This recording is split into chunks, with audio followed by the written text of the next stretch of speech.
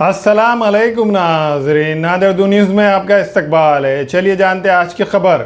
नादिर शहर के बाबा petrol pump में पेश आए एक अफसोसनाक हादसे में 2 साला बच्चे की जान चली गई। इस मामले में बच्चे की वालदा ने कार ड्राइवर के खिलाफ शिकायत दर्ज करवाई है। पुलिस प्रेस नोट के मुताबिक 5 जून की शाम सीमा बेगम अपने बच्चों के साथ स्कूटी पर जा रही थी। रास्ते में बाबा पेट्रोल पंप पर पेट्रोल भराने के लिए स्कूटी रोकी गई। इसी दौरान उनका 2 साला बेटा सैयद शियान स्कूटी से उतर गया। इल्जाम है कि इसी वक्त एक कार वहां से आगे बढ़ी और बच्चे को टक्कर मार दी। हादसे में बच्चा शदीद जख्मी हो गया। इसे फौरी तौर पर इलाज के लिए सरकारी अस्पताल विष्णुपुरी ले जाया गया, लेकिन वो बच न सका।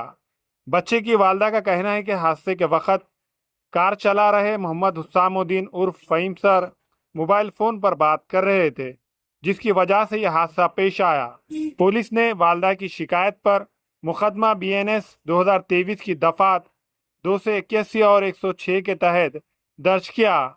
वाक़े की मजीद तफ्तीश पुलिस सब इंस्पेक्टर सैयद की जानिब से की जा रही है।